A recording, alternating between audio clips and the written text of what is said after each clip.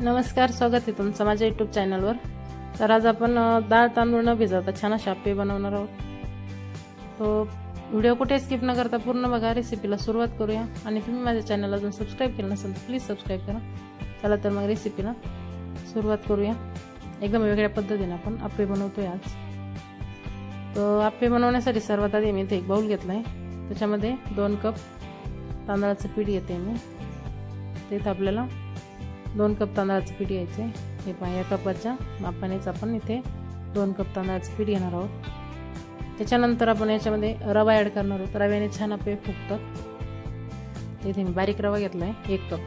तोच कप मोजून घ्यायचा आपल्याला। 1 कप बारीक रवा घ्यायचा इथे। चवीप्रमाणे याच्यामध्ये मीठ ॲड करायचे। आणि इथे मी 1 वाटी दही घेते। दही जर नसेल तर तुम्ही लिंबू घेतलं तरी चालेल।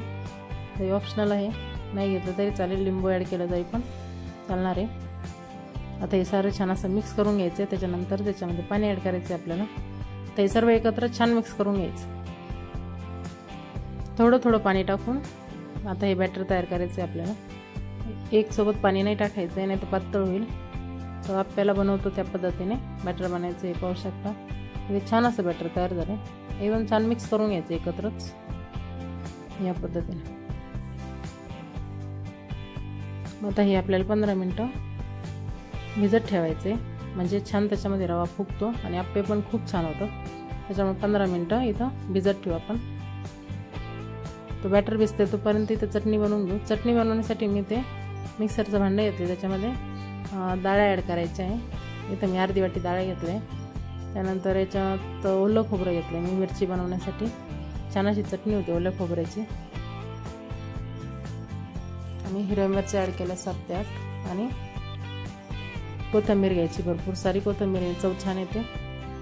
1 चम्मच इथे मी साखर ॲड केली। आणि चवीप्रमाणे इथे मीठ घ्यायचं। थोडं पाणी टाकून आपल्याला छान अशी चटणी बनवायची आहे। एकदम बारीक वाटून घ्यायची आणि चटणी छान होते। इथे चटणी तयार झाली।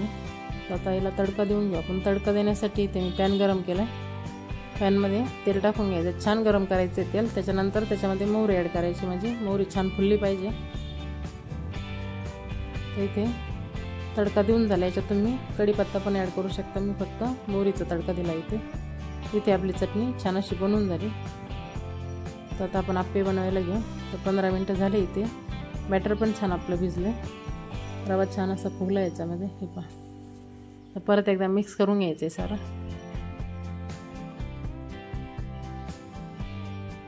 हे मिक्स झाल्याच्या नंतर याच्यामध्ये खायचा सोडा ॲड करायचा। इनो ॲड केला तरी चालेल। तर इथे मी खायचा सोडा ॲड करते। थोडंसं पाणी टाकून परत एकदा मिक्स करून घ्यायचं।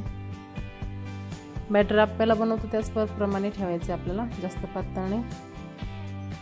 छान असे आप्पे बनतात। तर एक साईडने छान फिरवत असं मिक्स करायचे। याच्यामध्ये मी काही भाज्या ॲड करते। तर भाज्यामध्ये इथं मी 1 कांदा, 1 टोमॅटो, बारीक कट केलेली हिरवी मिरची घेतली, थोडीशी कोथिंबीर घ्यायची। तुमच्या आवडीनुसार तुम्ही भाज्या अजून ॲड करू शकता याच्यामध्ये। तर मी ते टोमॅटो, कांदा, हिरवी मिरची आणि कोथिंबीर ॲड केली आहे। आणि नाही ॲड केली तरी पण आप्पे छान होतात। भाज्यांनी आप्पेला चव छान येते, त्याच्यामुळे याच्यामध्ये भाज्या ॲड करायच्या आहे। हे सर्व एकत्र छान असं मिक्स करून घ्यायचं। आता आप्पे बनवायला घेऊ। तर इथे मी आप्पे पात्र घेतलं आहे, त्याच्यामध्ये तेल टाकून घ्यायचं आहे आपल्याला, म्हणजे आप्पे खाली चिकटणार नाही। याच्या जागी तुम्ही बटर ॲड केलं तरी चालेल, खूप छान चव येते। तर इथे मी तेल ॲड करते। आता याच्यामध्ये आपण जे बॅटर बनवलं होतं ते सर्व टाकून घेऊ। आणि दोन्ही साईडने आप्पे छान भाजून घ्यायचे आपल्याला।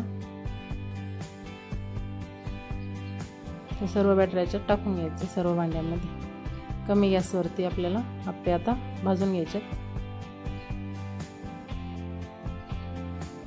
झाकण ठेवून छान अशी भाजून घेऊ आता आप्पे।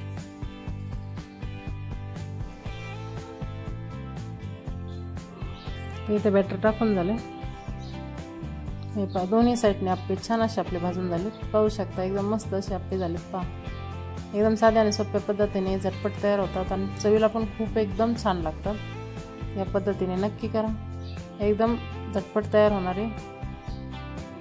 तर इथे आपले सर्व आप्पे बनवून तयार झालेत, पाहू शकता। रेसिपी आवडल्यास नक्की लाईक करा, कमेंट करा आणि शेअर करा।